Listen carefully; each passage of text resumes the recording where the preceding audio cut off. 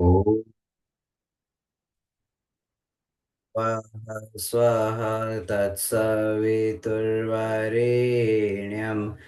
भर्गो देवस्य धीमहि धियो यो नः प्रचोदयात्। जी सभी को प्रणाम। प्राणायाम का ये क्रम हम लोग इसमें प्राणमय कोश की साधना में इसको समझने और अनुभव करने का प्रयास कर रहे हैं। कहते हैं कि तीव्र इच्छा जो होती है सफलता की जननी होती है। किसी व्यक्ति के अंदर अगर तीव्र तीव्र इच्छा पैदा हो जाए तो वो उस कार्य को कर लेगा, उसके लिए समय भी निकाल लेगा, उसके लिए व्यवस्था भी बना लेगा, प्रतिकूल परिस्थितियों में भी अनुकूलता प्राप्त कर लेगा वो। लेकिन तीव्र इच्छा होती कैसे है?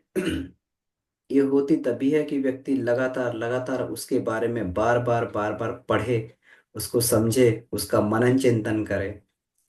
इस प्रकार से ये कहा गया है कि भगवान इसमें कहते हैं नवदा भक्ति में, प्रथम भक्ति संतन मम संगा, द्वितीय रति मम कथा प्रसंगा। कि कथा में प्रसंग, कथा प्रसंग में रति मेरी दूसरी भक्ति है। कि मतलब किसी चीज को सुना जाए अर्थात उसका सतत स्वाध्याय किया जाए, उस पर मनन चिंतन किया जाए। जब हम लोग मनन चिंतन करते हैं तो ये हमारी जो छोटी मोटी कामनाएं हैं ये तीव्र इच्छा बनकर संकल्प बन जाती हैं कि अब तो इसको करना ही करना है। बड़ा ही सुंदर ये कहा गया है कि कामनाएं कभी पूरी नहीं होती और संकल्प कभी अधूरे नहीं रहते। तो कामना जब तक छोटी मोटी हमारी ये बनी रहती है तब तक तो वो संदेह रहता है कि ये जीवन में कर पाएंगे कि नहीं कर पाएंगे। लेकिन अब उसे तीव्र इच्छा बना लिया जाए, संकल्प बना लिया जाए, तो निश्चित ही वो जो है हम उसको अपने जीवन में उसको कर सकते हैं। उसके लिए के संसाधन भी जुटने लगते हैं, परिस्थितियां भी बनने लगती हैं। तो हम लोग विशद रूप से प्राण पर चर्चा इसलिए कर रहे हैं क्योंकि हमें प्राण के विज्ञान पूरा का पूरा जो है पंचकोश है, पूरा चेतन का अनुसंधान है, चेतना का अनुसंधान है। यहाँ पर स्थूल रूप में तो चेतना दिखाई देती है अन्नमय कोश में, फिर प्राणमय कोश से ये चेतना जो है सूक्ष्म होती हुई चली जाती है। और जिसको हम लोग ये कहते हैं प्राणमय कोश में प्राणायाम का कितना महत्व है, हम लोग उसको जो है कितना प्राण शक्ति का, सबसे पहले तो प्राण शक्ति क्या है उसका कितना महत्व है, इसको पीछे की 4 या 5 कक्षाओं में हम लोग इसको भरपूर चर्चा कर चुके हैं। और अब प्राणायाम से प्राणमय कोश को किस प्रकार से परिष्कृत किया जाए उसकी हम लोग चर्चा कर रहे हैं। हम लोग जब इसमें पढ़ते हैं तो समझ सकते हैं कि कितना महत्वपूर्ण यह विज्ञान है।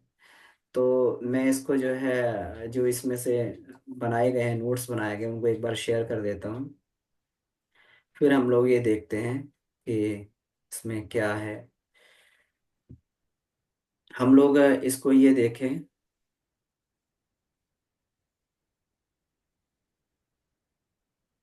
तो प्राणमय कोश की साधना।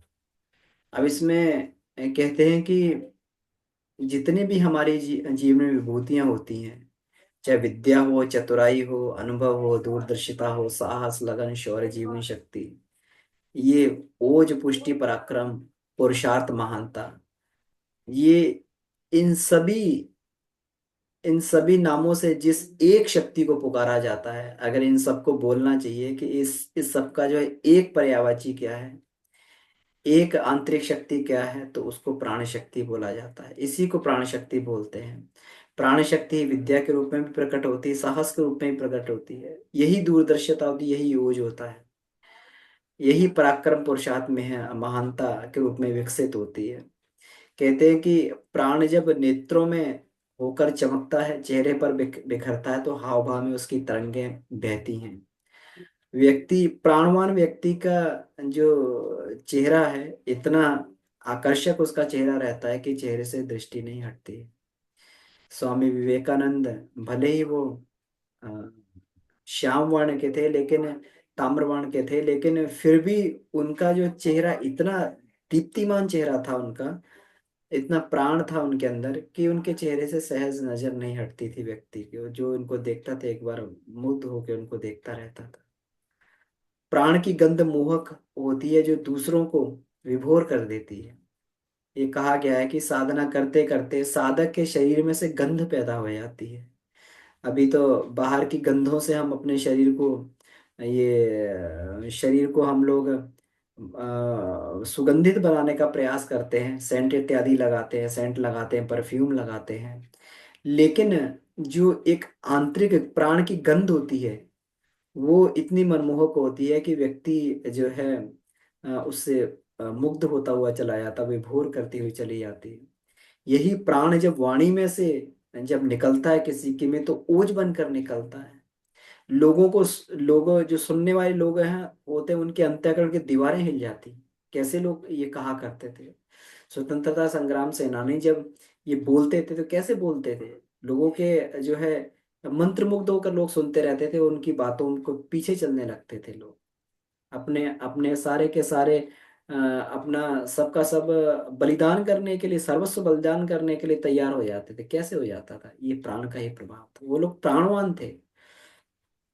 आज प्राणवान नेताओं का अभाव है, वो प्राणवान नेता थे इसीलिए नेतृत्व कर पाते थे। तो प्राण ही सब जगह दिखाई देता है, तो अगर एक शब्द में कहना हो तो संसार में सब कुछ प्राण के कारण ही, और प्राण से ही आगे चल के अति सूक्ष्म होकर ये चीजें, यही श्रद्धा, दृढ़ता, निष्ठा, एकाग्रता और एकाग्रता भावना में परिवर्तित हो जाता है। प्राण ही इतना जो है ये है, प्राण ही इस सब में बदलता है।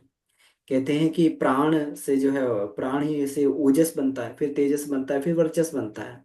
वर्चस का मतलब यही भाव श्रद्धा में, यही ऋतंभरा प्रज्ञा गायत्री में परिणत हो जाता है। अब गायत्री भी बैठती किस पे, प्राण पे बैठती है, हंस पे बैठती है। और हंस किस चीज का प्रतीक है, प्राण का प्रतीक है। यानी गायत्री को अगर हम अपने अंदर धारण करना चाहते हैं तो हमें प्राणवान बनना पड़ेगा, क्योंकि प्राण पे ही गायत्री बैठेगी, उसी पर सारे क्रियाकलाप करेगी। प्राण ही नहीं होगा हमारे अंदर तो गायत्री बैठेगी कहाँ। हम जिस गायत्री का आवाहन करते हैं उसके लिए पहले प्राण चाहिए। उसी प्रकार से जैसे एक हवाई जहाज रहता है तो वो कहीं पे भी नहीं उतर सकता है, किसी खेत में उसको नहीं उतार सकते हैं, ब्लास्ट हो जाएगा, या फिर जहां पर उतरेगा वहां पर गड्ढा कर देगा। तो इसलिए उसको उतारने के लिए उसका रनवे बनाया जाता है, कई किलोमीटर लंबा रनवे बनाया जाता है। और उस पर जो है दौड़ती है, उसका पूर्ण वेग से जब उसके ऊपर रनवे के ऊपर दौड़ता है तब जाके उसकी गति शिथिल हो पाती है और वहां पे स्थापत्य हो पाता है।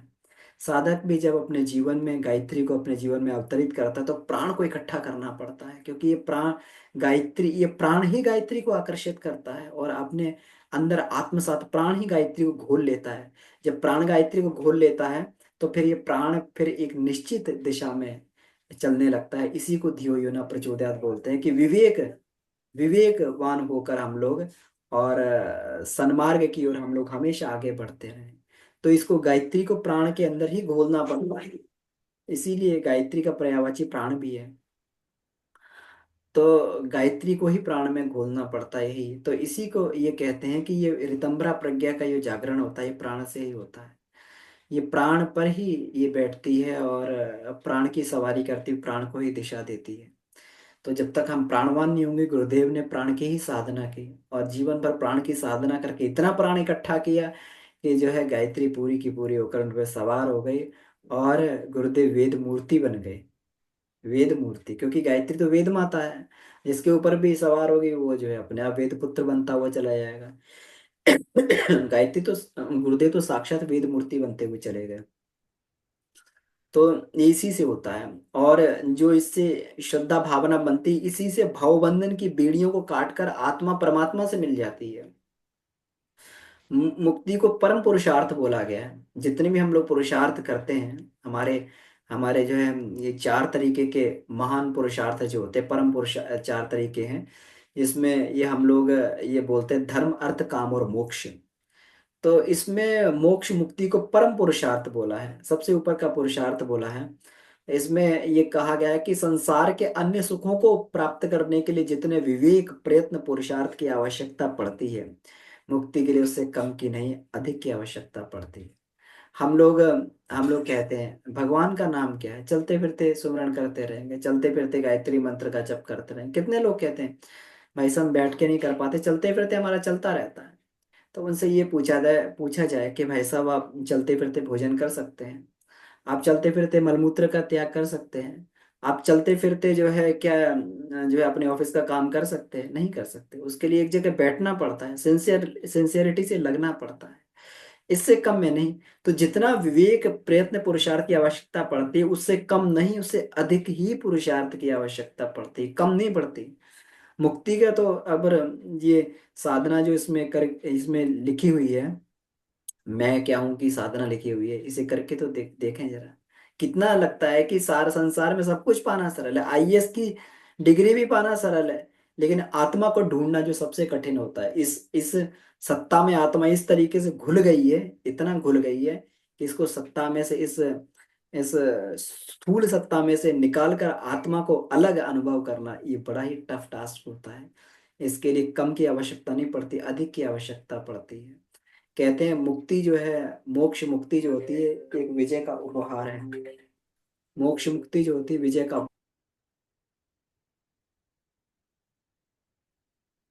ये कह रहे थोड़ी आवाज ना बीच में कट जाती है, तो फिर नेट सही से रखो मोबाइल का, यहाँ अच्छा से नेट आ।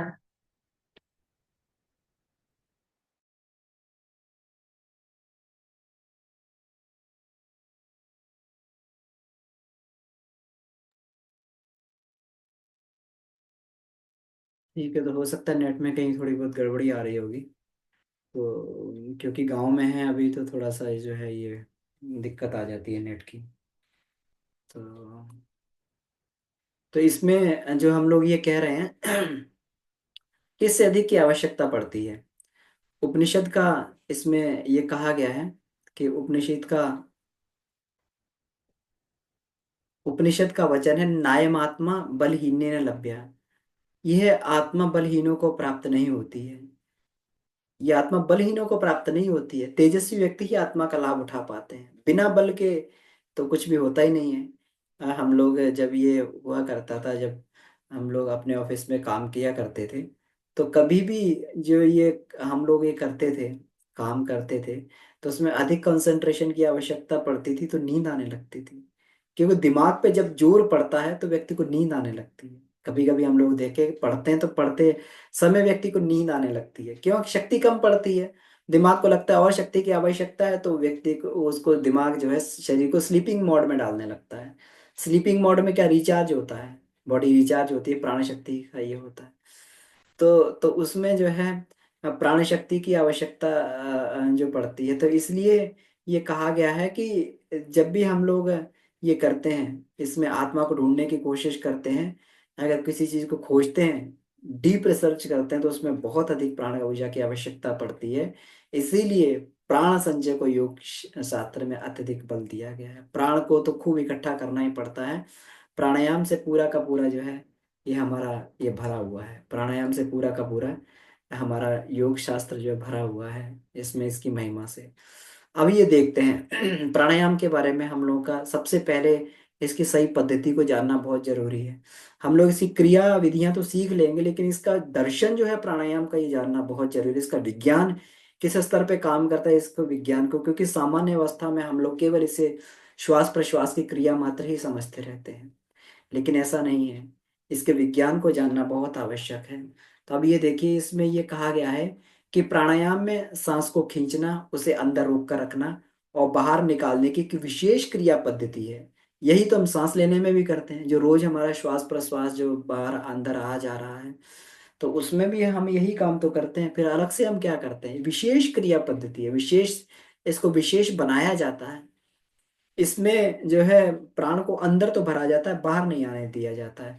जैसे सामान्य जो हमारे श्वास प्रश्वास की क्रियाएं होती हैं, उसमें क्या होता है, प्राण अंदर भी जाता रहता है, बाहर भी आता रहता है। कुछ थोड़ा बहुत अंश जो है उसका जो हमारे अंदर सोख लिया जाता है, जिससे हमारी ये दैनिक क्रियाकलाप चलते रहते हैं, तो उनसे थोड़े बहुत अंश से जो है हमारा काम चलता रहता है। लेकिन पूरे के पूरे अंश को हम अपने अंदर पचा नहीं पाते हैं। जो अंदर प्राण को सांस के द्वारा खींचते हैं, उसको पूरा रोक नहीं पाते हैं। वो अंदर से जो है कुछ ना कुछ ये धुएं के माध्यम से कुछ ना कुछ जो है अंदर से हमारा प्राण निकलता रहता है, स्थायित्व प्राप्त नहीं करता है, शरीर में रुक नहीं पाता है प्राण।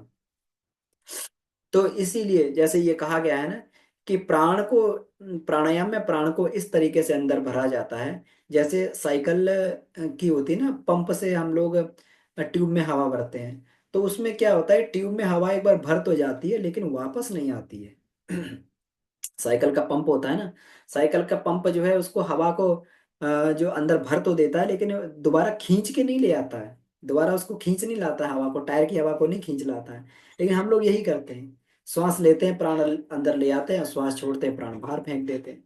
तो मतलब हमारा ये प्रोसेस चलता है, लेकिन प्राणायाम का प्रोसेस जो पंप की तरीके से होता है कि प्राण को हवा को अंदर भरा जा रहा है, बाहर नहीं फेंका जा रहा है, इसी व्यवस्था का नाम प्राणायाम है। तो इसमें बिल्कुल इसी तरीके से होता है, जैसे सड़क पे गुरुदेव उदाहरण देते हैं, सड़क पे मुसाफिर चलते रहते हैं, तो प्राणायाम में भी जो है इधर उधर आते जाते रहते हैं, लेकिन प्राणायाम में क्या रहता है कि ये जो है श्वास प्रश्वास क्रिया चलती रहती है, प्राणवायु आती जाती रहती है। लेकिन एक धर्मशाला होती है, वहां पे व्यवस्था पूर्वक यात्रियों को ठहराया जाता है, चलने फिरने, चलते फिरना की बात नहीं रहती, ठहराया जाता है। इसी प्रकार से जो है शरीर में प्राण को ठहराया जाता है, उसी को प्राणायाम कहते हैं। अब इसमें ये देखें कि जो हम ये ध्यान करते हैं, तो षट चक्र का ध्यान करते हैं हम लोग ना, इसमें षट चक्र का ध्यान करते हैं। तो अब देखिए प्राणायाम में जैसे हम लोग षट चक्र का ध्यान करते हैं, मैं थोड़ा सा इसको बड़ा कर ले रहा हूँ ताकि इमेज भी आपको ये दिखाई देती रहे इसमें।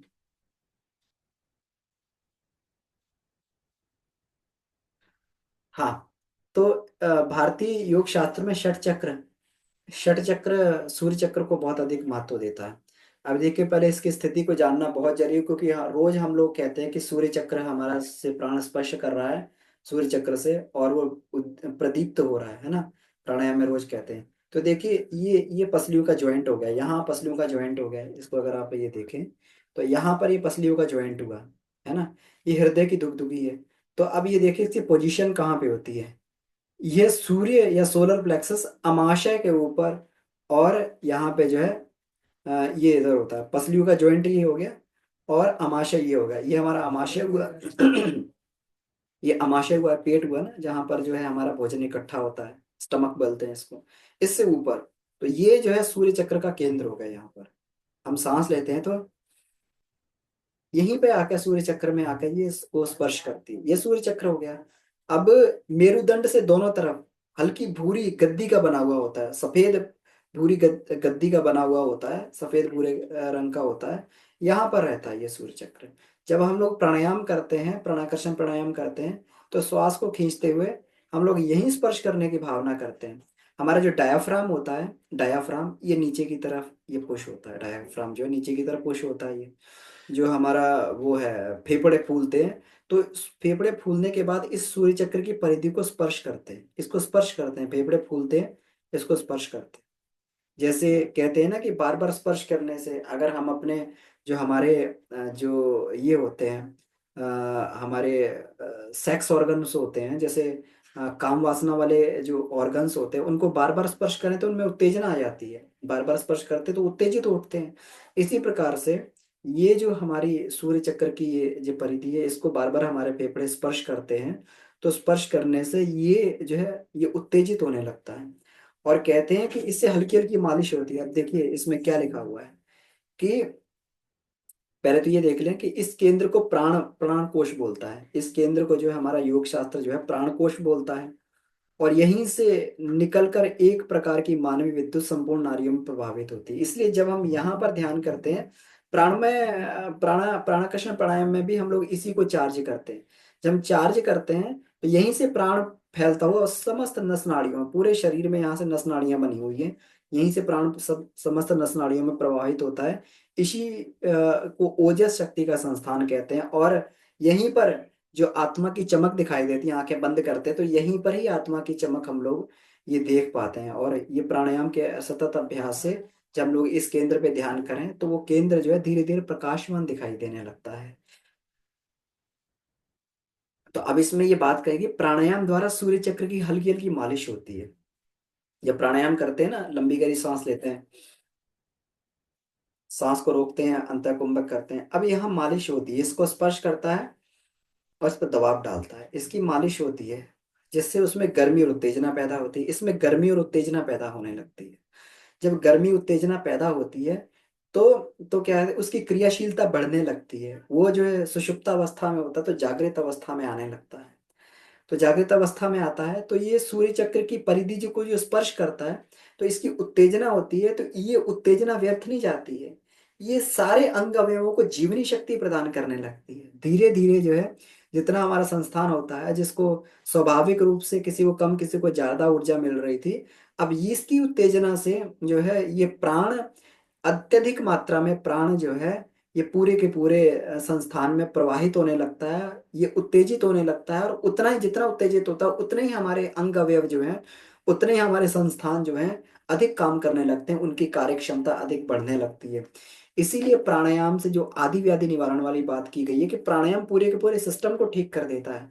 ये कोई छोटा मोटा विज्ञान नहीं है, ये कि श्वास प्रश्वास का विज्ञान नहीं है।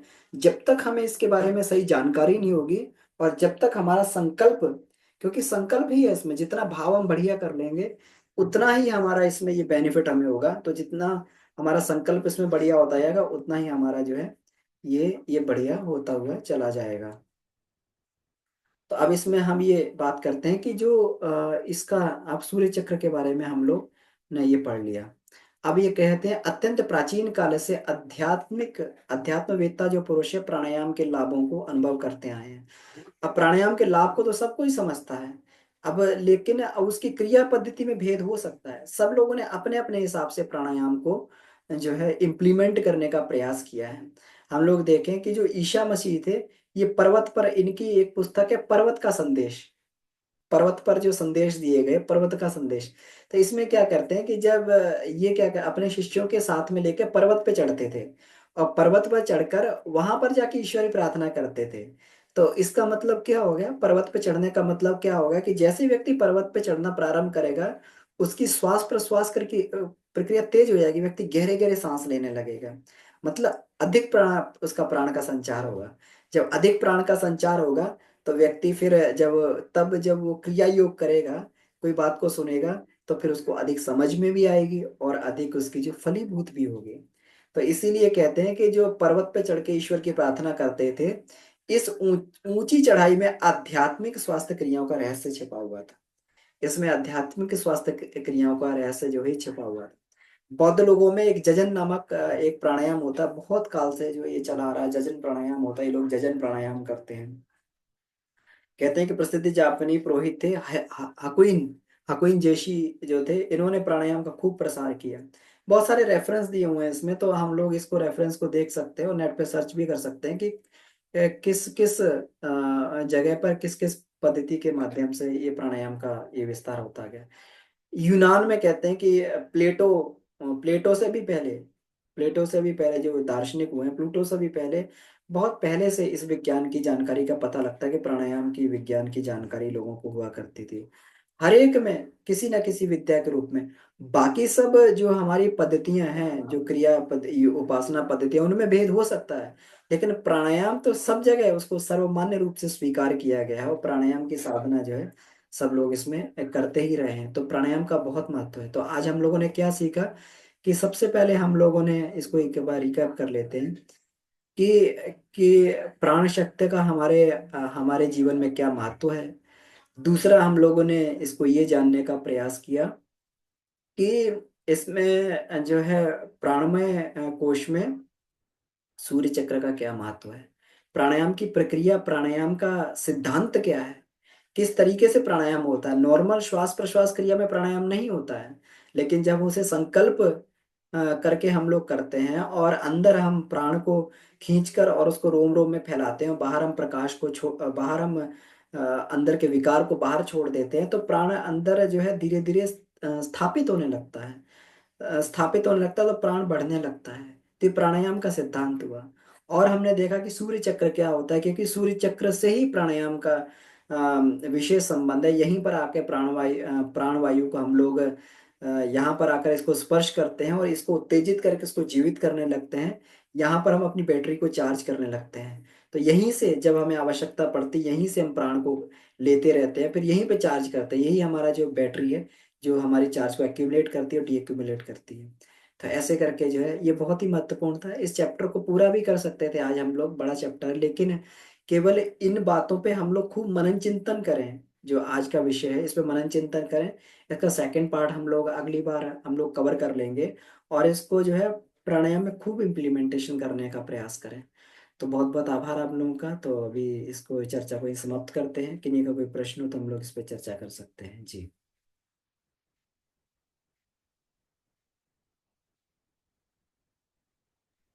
प्रणाम भैया। दी प्रणाम। भैया हम ये जानना चाह रहे थे कि जैसे प्राणायाम से मन तो हमारा बैलेंस होता है, लेकिन ये अन्नमय कोश का पार्ट रखा हुआ है, मतलब गुरुदेव ने अन्नमय कोश में बताया प्राणायाम को, तो ये मनोमय कोश से क्यों नहीं जुड़ा है, मतलब अन्नमय कोश में ही क्यों रखा है गुरुदेव ने? दीदी ये प्राणायाम जो है प्राणमय कोश में अलग स्वतंत्र रूप से रखा गया है ना। अन्नमय कोश हम्म। हमारा है तो उससे भोजन से जो ऊर्जा मिलती है, तो भोजन से हम लोग सही ऊर्जा को कैसे प्राप्त करें, है ना।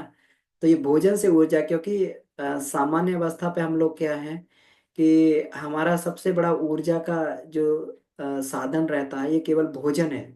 तो भोजन के माध्यम से ऊर्जा प्राप्त करते हैं। अब भोजन के माध्यम से ऊर्जा प्राप्त कर रहे हैं तो उसमें निकृष्ट भी प्राप्त करते हैं और अच्छी ऊर्जा भी, पॉजिटिव ऊर्जा भी प्राप्त करते हैं उसमें। तो उससे बढ़िया ऊर्जा को कैसे प्राप्त करना है, तो ये हम लोग अन्नमय कोश की साधना में सीखते हैं। फिर प्राणमय कोश की साधना में केवल भोजन से ही ऊर्जा को प्राप्त नहीं करना है, क्योंकि अभी हम लोग ये चर्चा कर चुके हैं नायमात्मा बलहीन लभ्या। ये जो है आत्मा बलहीनों को प्राप्त नहीं होती, तो बल तो बहुत चाहिए। तो अब केवल भोजन से बल को प्राप्त नहीं किया जा सकता। इस विश्व ब्रह्मांड में जो व्याप्त है प्राण, उसको भी स्वतंत्रता से खींचा जाए, है ना। जो हम लोग प्रोसेस कर रहे हैं, अन्न पौधे जो होते हैं उस प्राण को ग्रहण करते हैं, फिर उसको भोजन रूप में परिवर्तित कर देते हैं, हम लोग खाते हैं, तो उसका जो है फिर दोबारा प्राण बन जाता है। तो डायरेक्ट प्राण को क्यों ना खींच लें हम। तो डायरेक्ट प्राण को खींचने के लिए प्राणायाम की बात इसमें कही गई है। तो प्राणायाम प्राणमय कोश का परिष्कार करने के बाद में ही हम लोग मनोमय कोश में आगे बढ़ते हैं, क्योंकि मन को नियंत्रित करने के लिए भी बहुत अधिक मात्रा में प्राण चाहिए, बहुत अधिक मात्रा में बल चाहिए। जी दीदी, कुछ क्लियर हो रहा होगा या फिर जी जी भैया। अभी संशय जी है। भैया। जी नहीं भैया, समझ आ रहा है कि प्राण में जब मजबूत होगा तो फिर मन अपने आप ही मजबूत हो जाएगा। हाँ, मन अपने आप ही कंट्रोल में आएगा, क्योंकि मन जो है उसके लिए वो चाहिए ना इसको। तो जब शेर को वश में करना है तो सर्कस जैसे रिंग मास्टर जितनी हमारे पास शक्ति और उसके सामर्थ्य होनी चाहिए, तभी हम शेर को वश में कर सकते हैं। तो मन तो छुट्टल शेर की तरीके से है, उसे जी करतब करवाने हैं तो हमें रिंग जी मास्टर तरीके से ही ट्रेन बनना पड़ेगा, उतनी ऊर्जा अपने को ग्रहण करनी पड़ेगी जी। जी भैया। जी। जी जी। जी भैया, धन्यवाद। धन्यवाद दीदी।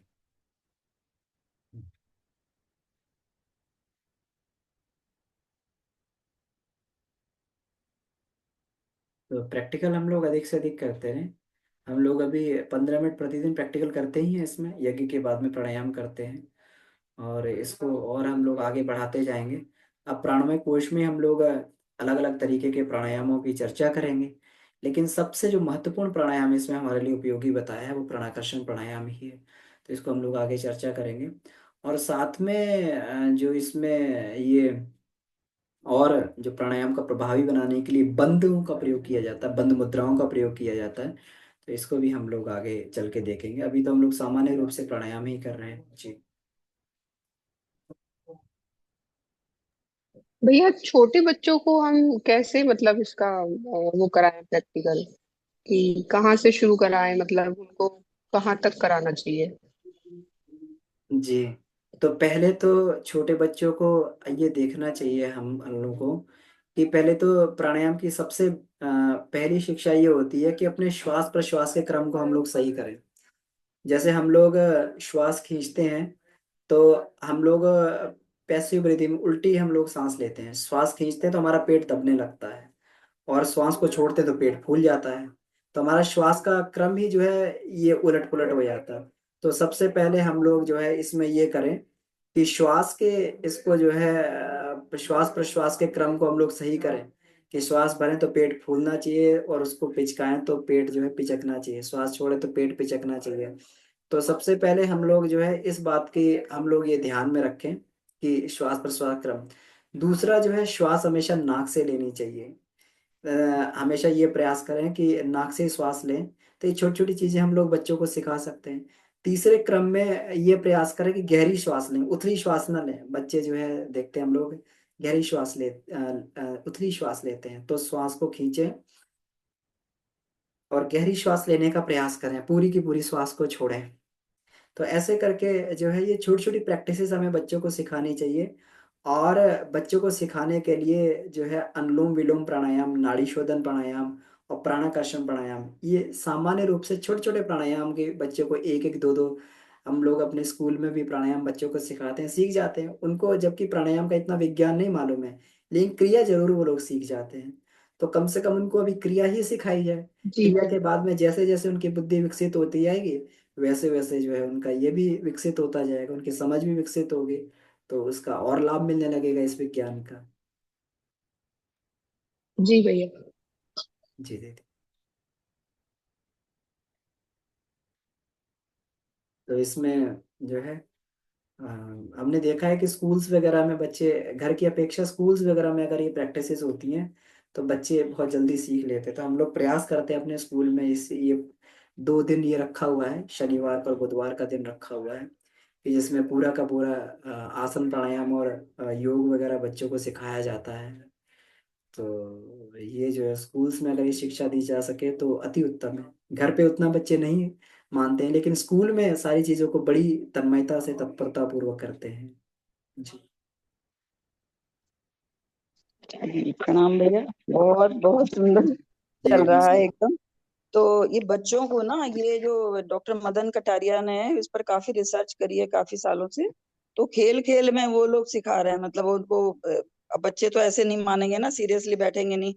उन्होंने इस पर ही करके कि एक्सेलेशन इनहेलेशन की वही सब कुछ बनाई है उन्होंने, ये लाफिंग योगा और ये सब चीजें। और इस पर इतने सारे रिसर्च पेपर्स वो हुए हैं पब्लिश कि ये बड़ा इफेक्टिव है। तो बच्चों को इस ढंग से भी सीखा, बड़े भी कर सकते हैं। तो उसमें तीनों चीजें उन्होंने, टैपिंग भी इसमें करी है कि, और ताली बजाना भी है, 3 4 चीजें। थोड़ा सा हम लोग इसको भी एक्सप्लोर कर लें और अपने ढंग से, तो वो भी हम सिखा सकते हैं। दूसरा, छोटे बच्चे देखे हमने, जो आप ध्यान दिया होगा, बहुत छोटे जो होते हैं 6 महीने 8 साल के, उनको लेटे हुए देखिए आप, उनका पेट फूलता रहता है, वो रिलैक्स रहते हैं। तो वो करते ही एब्डोमिनल ब्रीदिंग है छोटे बच्चे। वो बाद में हम लोग बड़े हो जाते हैं तो फिर ध्यान ही नहीं, कुछ पता नहीं रहता। वो मैंने देखा कई बच्चों को। दूसरा ये है कि साइकोलॉजिस्ट और ये जो होते हैं मनोरोग विशेषज्ञ, ये लोग डीप ब्रीदिंग डायफ्रामेटिक ब्रीदिंग सिखाते हैं रिलैक्सेशन के लिए मनोरोगियों को। तो ये कैसे, ये भी ऐसे ही काम करती हो क्योंकि मन से संबंध जुड़ जाता होगा। और कई योगाचार्य ऐसे बताते हैं, सांस मतलब बड़े लोग वो हम लोग कर सकते हैं, सांस लेते समय पूरा नीचे तक जाए, वो पूरा नीचे तक टच करे।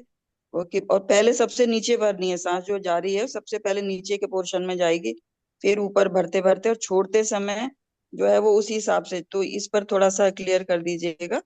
और वैसे भी एम्स में और कितनी जगह, पतंजलि यूनिवर्सिटी में इतने प्राणायाम और इस पर बीमारियों पर रिसर्च हुई है, तो पता ही चला है कि ये स्वामी रामदेव जी ने ही बेशक शुरू किया, पर उस पर इतनी सारी बीमारियां, उसी अंग पे अगर उसी चक्र पर हम लोग ध्यान देंगे तो शायद वो ज्यादा इफेक्टिव होता है ना, ऐसा कुछ पता। थोड़ा इसको हम लोग क्लियर करेंगे। और हाँ, फिर बाद में एक क्वेश्चन बाद में पूछूंगी जी। प्रणाम, धन्यवाद। जी जी जी। तो डॉक्टर साहब इसमें जैसे ये आपने इसमें बताया, इसको हम और भी एक्सप्लोर करेंगे इसको। तो इसको देखते रहेंगे हम लोग जो है, डॉक्टर मदन कटारिया जी की सर्चेज हैं। और जो इसमें आपने ये बताया कि पहले नीचे के अंगों में ये इसको श्वास को भरा, प्राण को भरा जाता है, बिल्कुल ठीक है।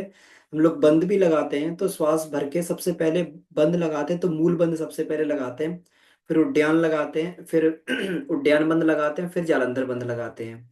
और जब छोड़ते हैं तो जालंधर बंद को पहले छोड़ा जाता है, फिर उड्डयन को, फिर मूल बंद को हम लोग इस तरीके से छोड़ते हैं। तो ये हम लोग जो और इसकी चर्चा इसमें ये करेंगे। दूसरा, किसी विशेष अंग पर जब हम लोग ध्यान देते हैं तो प्राण जो है वहीं पर बहने लगता है। प्राण जो है संकल्प के आधार पर चलता है, जहां पर हमारा जैसा संकल्प होगा प्राण वैसा बहने लगेगा। ये तो बड़ी सामान्य सी बात है। हम लोग देखते हैं कि जैसे ही हमारा चिंतन जो है कामुकता की ओर जाता है तो सारा का सारा प्राण धड़ाम से जो है पूरा का पूरा नीचे की तरफ पहुंच जाता है और नीचे के अंग उत्तेजित हो जाते हैं। और वासना जो है किस प्रकार से पूरा का पूरा प्राण जो है उसमें वासना की दिशा में नियोजित हो जाता है। तो फिर अगर ये हमारा जब काम विषयों का सेवा ये करते हुए चिंतन करते हुए जब हम पूरे शरीर हमारा उत्तेजित हो जाता है तो क्यों नहीं किसी विशेष अंग की हम लोग अगर ये करें उसके बारे में सोचें तो क्यों नहीं प्राण उस तरफ जाएगा, बिल्कुल जाएगा। ये केवल इसी तरीके से जो है ये और जो कुंडलनी का जो जागरण होता है प्राण का ऊर्ध्वागमन होता है इसी तरीके से होता है कि हम लोग जब वो नीचे का चिंतन बंद करके और ऊपर का हमेशा स्वाध्याय मनन चिंतन और ध्यान करते हैं तो प्राण की दिशा ऊपर की तरफ बहने लगती है, क्योंकि ये तो मन के ऊपर आधारित है। जहां मन जाएगा मन और संकल्प की नोक पर ही प्राण ये चलने लगता है। दूसरा, मनोचिकित्सक जो है गहरी सांस के लिए क्यों बोलते हैं, ये तो हम सभी लोग समझते हैं, बड़ा सामान्य प्रयोग है। कि देखिए कि जब हम लोग कभी भी ये देखें कि कभी हमें हमें डर लगता है, तो डर लगता है तो बहुत सारी डर लगने लगा तो हम क्या करते हैं, सांस को रोक के बैठ जाते हैं, है ना। फिर जो गहरी गहरी सांस लेते हैं वो सांस को रोक के बैठ जाते हैं। इसका मतलब एक हमारा स्व संचालित जो सिस्टम है, हमारा सबकॉन्शियस माइंड है, वो हमसे प्राणायाम करवा रहा है। हमने लंबी गहरी सांस खींची, उसको रोका, कुछ देर तक रोका और प्राण को अपने अंदर जो है जो उसको रोक के प्राण को अपनी नर्वसनेस को अपनी घबराहट को दूर किया। क्योंकि घबराहट और नर्वसनेस तभी होती, व्यक्ति को डर तभी लगता है जब प्राण ऊर्जा की कमी हो। और शरीर जो अपने आप ये सिस्टम चालू कर देता है कि बड़ी गहरी गहरी हम सांस लेते हैं, फिर उसको रोकने लगते हैं। कहते हैं ना कि मुझे इतना डर लग रहा था कि मैं सांस रोक के बैठ गया, है ना। तो सांस रोक के बैठने का मतलब ही ये प्राणायाम की क्रिया है कि हम लोगों ने जो है प्राण को रोका और उसको जो है फिर उससे अपने मन के उसको ये खत्म करें। इसलिए जो मनोचिकित्सक लोग जो होते हैं, ये जो वो लोग बहुत नर्वस रहते हैं, घबराते रहते हैं, टेंशन के डिप्रेशन का शिकार रहते हैं, उनको लंबी डीप ब्रीदिंग के लिए उनको बोला जाता है। और ये बड़ा सहज है, हम सब लोग कहीं ना कहीं हम लोग इसको प्रैक्टिस करते रहते हैं, लेकिन हमें मालूम नहीं रहता कि हमारा सबकॉन्शियस माइंड जानता है इन सब चीज़ों को, लेकिन हम कभी प्रैक्टिकल इनका लाभ नहीं ले पाते हैं। तो इसलिए जो है प्रैक्टिकल लाभ लेने के लिए हमें जो है इस सजगता से इसको प्राणायाम को ये करना पड़ता है। आप ये देखें कि धीरे धीरे जैसे जी। जैसे प्राण अंदर बढ़ने लगेगा, आपके वाणी में जो है ये प्रभाव आने लगेगा, वाणी में से प्राण फूटने लगेगा, चेहरे पे चमक बढ़ने लगेगी। जी तो ईश्वर का चिंतन करते समय फिर प्राण ईश्वर की तरफ मतलब उनसे जुड़ेगा, तो उधर ही जो है वो बढ़ते जाएगा। बिल्कुल। दूसरा, फिर ये ओम का चैंटिंग जो करते हैं, ओम के उच्चारण से उसमें एक्सेलेशन लॉन्ग होता है। तो इस सब से क्या आप बताए, इतनी रिसर्चेस आई हैं कि उससे पंच तत्व भी संतुलित होते हैं, नीचे के तीनों तरफ आउ उमा से हृदय एरिया और ये सब वो सारा बताया गया है। तो ये फिर कैसे काम करते होंगे, पंच तत्व संतुलित हैं, बहुत सारी चीजें सब संतुलित हो जाती हैं, तो एक्सेलेशन लॉन्ग होने से ये भी बताया कि बॉडी अल्कलाइन होती है। तो ये सब कैसे होता होगा, ये हम लोग अपने ढंग से भी समझेंगे, रिसर्चेस तो हैं। तो भैया इस पर भी थोड़ा सा बताएंगे आप बाद में। जी जी जी। प्रणाम, धन्यवाद। तो इसमें ये इस तरीके से होता है क्योंकि हम लोग ये देखें कि ओंकार की जब हम वो नाद की साधना हम लोग करते हैं तो उसमें बताया गया कि ओंकार की ध्वनि केवल इस संसार में ओंकार की ध्वनि है। और जो ओंकार की ध्वनि जो 24 तत्वों में से इस संसार में जो 24 एलिमेंट्स हैं। अब 24 तत्वों में हमारी 5 कर्मेंद्रिय में है, 5 ज्ञानेंद्रिय में है, 5 तत्व भी हैं। ऐसे करके मन बुद्धि अहंकार भी है, ऐसे करके हमारे 24 तत्व पूरे के पूरे बन जाते हैं। ये 24 तत्व इसमें तो स्थूल कर्मेंद्रियां भी आती हैं सब। तो उसमें ये सारे के सारे मिला के 24 तत्व बने हुए हैं। अब इसमें जो गुरुदेव बताते हैं नाद साधना में कि ओंकार की ध्वनि जब 24 तत्वों में से होके गुजरती है, यही 24 तत्वों को शक्ति प्रदान करती है, उनमें झंकार प्रदान करती है। और यही 24 तत्वों में से जब होके निकलती तो 24 अलग अलग ध्वनियां अंदर से प्रवाहित होती हैं। क्योंकि जैसे हम लोग देखें कि बांसुरी के छेद होते हैं ना, तो किसी उसको छेद को दबाया जाए तो अलग ध्वनि निकलती, किसी छेद को दबाएंगे तो अलग ध्वनि निकलेगी, किसी को दबाएंगे तो अलग ध्वनि निकलेगी। ऐसे ही जो है जब ये ओंकार ध्वनि ही सब में से जाती है, तभी जो है वो सारे तत्व सजीव हो जाते हैं और सारे के सारे तत्वों में से फिर अलग अलग ध्वनियां निकलने लगती हैं। उन्हीं ध्वनियों को पकड़ के नादियों की साधना करने से व्यक्ति अपने तत्वों को कंट्रोल कर पाता है। तो जो नादियों की साधना है इसीलिए हमारे सारे तत्व बैलेंस होने लगते हैं, हमारे हार्मोनल डिसऑर्डर ठीक होने लगते हैं। क्योंकि अब मान लीजिए हर कोई तो सजगता पूर्वक उसको ओंकार नाद को नहीं सुन सकता है, तो बड़ा सूक्ष्म है। लेकिन कम से कम अपनी जो हम आहत ध्वनि से, मुख से जब ओंकार का उच्चारण करते हैं, तो ये हमारे सारे के सारे 24 ग्लैंड्स पर इसका प्रभाव पड़ता है, जो हम लोग बोलते हैं ना। क्योंकि गायत्री मंत्र भी ये ओंकार का ही विस्तार है। ओंकार से ही भू भुआ स्वा तीन विहारतियां निकली हैं, और तीन विहारतियों से, भू से ही हमारा तत्सवितुर्वरेण्यम बना है, भुआ से हमारा जो है भर्गो देवस्य धीमहि बना है, और स्वाहा से जो है जो हमारा धियो यो न प्रचोदयात बना है। तो ये ओंकार ही जो है 24 हमारे अंदर ये इनको ग्लैंड को वाइब्रेट करता है, और जहाँ जो ग्लैंड में कमी होती है उनके सेक्रेशंस जो है बैलेंस हो जाते हैं। इसलिए ओंकार की ध्वनि का जो है ये बताया गया है, बहुत महत्वपूर्ण है ये। हमारे शरीर के तरह तरह के मानसिक और शारीरिक रोगों को स्वस्थ करने के लिए इसका बहुत महत्व है। इसीलिए हम लोग नाद योग साधना भी करते हैं। माता जी कहती है ना कि नाद योग साधना में जो है नाद श्रवण के साथ में भाव करें कि हमारे अंदर के विकार नष्ट हो रहे हैं, हमारे अंदर भाव संवेदना जग रही है। इसका मतलब भाव संवेदना जगने का मतलब ये हो गया कि जो पॉइंट हमारे जो सो रहे थे, जो नहीं जग रहे थे, जो संवेदनहीन थे, उनमें झंकार के माध्यम से संवेदना पैदा होती है। तो इसी से जो है आनंद मग्न की स्थिति नाद श्रवण से प्राप्त होती है। इसी नाद योग साधना हम लोग प्रतिदिन करते हैं, और इसका प्रभाव हमें मालूम भी पड़ रहा होगा। जी। तो ओंकार भी नाद है।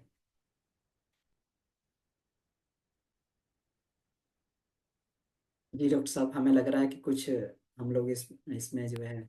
जी हाँ, बहुत बढ़िया भैया। ये बस हम इसको वैज्ञानिक ढंग से भी समझते चलेंगे जी। तो, और ये बॉडी अल्कलाइन कैसे होती है, सिंपैथेटिक पैरा सिंपैथेटिक का बैलेंस कैसे होता है, इस पर भी थोड़ा सा हम लोग फिर, और बेशक हाँ। 2 दिन ज्यादा लग जाएं, पूरा करेंगे तो इसको, जिससे हम लोगों को, यंगस्टर्स को समझा सकें इसको अपने ढंग से, ये करेंगे। और वो डॉक्टर श्वेता आदित्य हैं, जो वो न्यूरोलॉजिस्ट हैं, जो उनका वीडियो भी भेजा था, वो इस पर सारी लगी। उन्होंने वो भी देखा फोटोग्राफी से कि इससे आभा मंडल भी विस्तारित होता है बहुत, उसका साइज बढ़ जाता है ओंकार ध्वनि गायत्री मंत्र और इन सब से भी। तो इन सबको हम लोग पॉइंट्स को इकट्ठा करके लोगों को, जैसे कॉलेज और स्कूल्स में जाते हैं तो उनको इस ढंग से समझाएंगे ना, तो शायद ज्यादा अच्छी तरह वो समझ पाएंगे। जी, बहुत बहुत सुंदर, बढ़िया, आपने प्रणाम, बिल्कुल धन्यवाद। बढ़िया, बहुत सही बताया कि हम वैज्ञानिक दृष्टि से भी बहुत सारी रिसर्चेज अभी हो चुकी, उनका भी लाभ हम लोग लेते जाएंगे। तो इसको जो है हम उस तरीके से साइंटिफिक रूप से हम लोग जो है युवाओं को समझाने का प्रयास करेंगे। जी।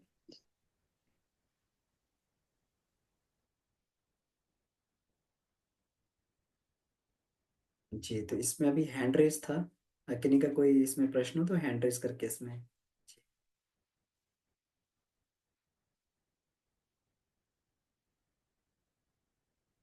अपने आप को आप अनम्यूट कर सकते हैं। हाँ, मुझे लग रहा है, हाँ। जी प्रणाम भैया। दी प्रणाम।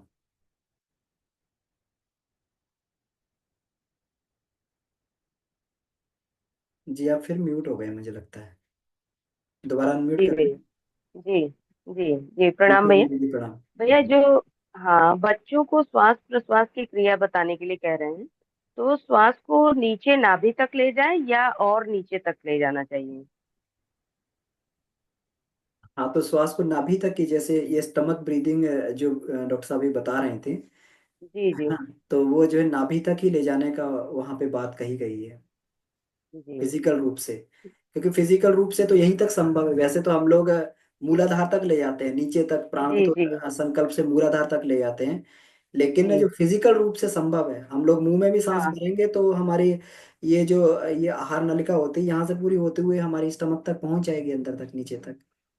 जी जी, बस यही मेरे को पूछना था कि बच्चों को अगर कराना है तो वो नाभि तक ले जाएं और फिर वहां से फिर धीरे धीरे करके बाहर जी, अब डॉक्टर साहब इसमें आए। और इसमें बता सकते हैं, क्योंकि इनका जी, काफी अनुभव। बच्चों को ये ज्यादा तो वो नाभि वाभी इतना समझाएंगे नहीं, यहाँ तक ले जाओ ऐसे अंदर से।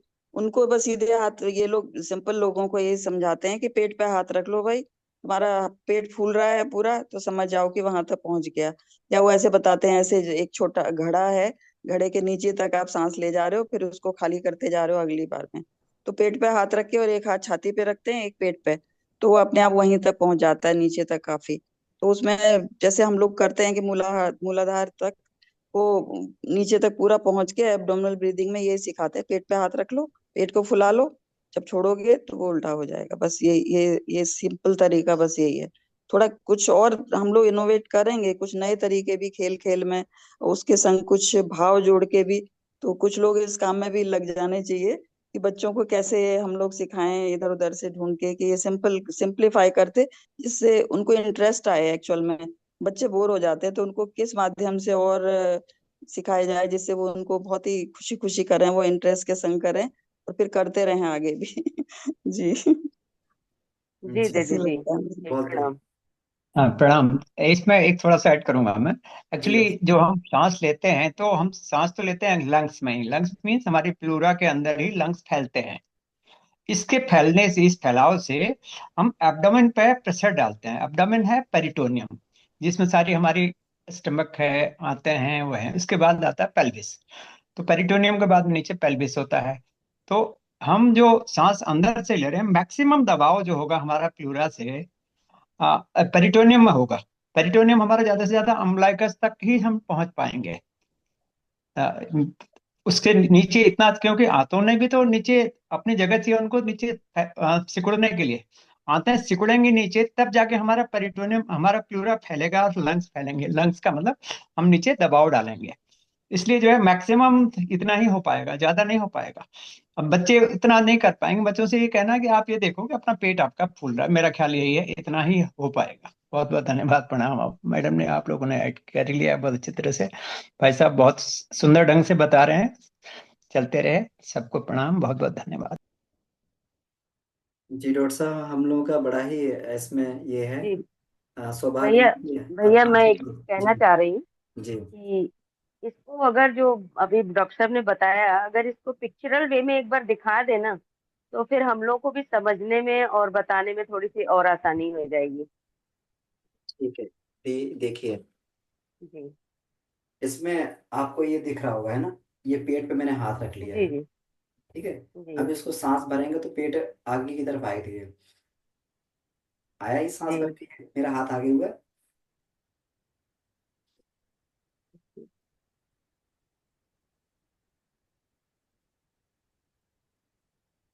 तो ये आप देख रहे हैं कि सांस अंदर भर रहे हैं तो पेट फूल रहा है ना? जी जैसे डॉक्टर साहब ने बताया कि डायफ्राम नीचे आता है तो ये पेट फूलता हुआ आगे चला जाता है ना? तो यहाँ तक ये जी होगा, फिर आगे आंतें वगैरह हमारी ही रहती हैं।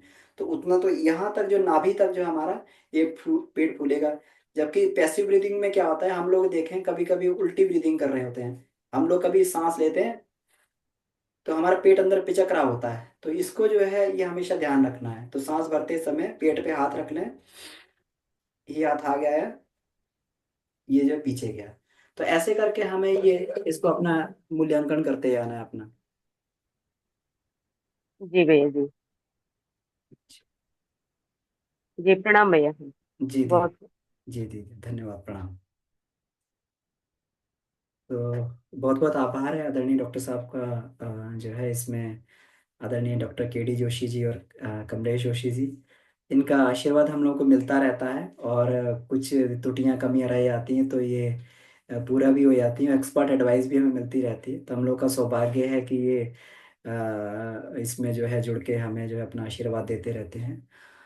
तो चलिए, अभी समय भी हो गया है तो आइए इसी के साथ हम लोग जो है परम पूज्य गुरुदेव वंदनीय माता जी को, ऋषि सत्ता को धन्यवाद देते हुए हम इस जर्नी में, इस यात्रा में आबाद गति से, निर्बाध गति से आगे बढ़ते रहें। बहुत बहुत आभार इसके लिए सभी को। आइए शांति पाठ करते हैं। ओ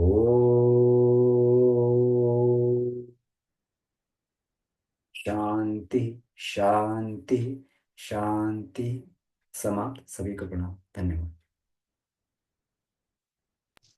प्रणाम भाई साहब, सभी को बहुत बहुत धन्यवाद।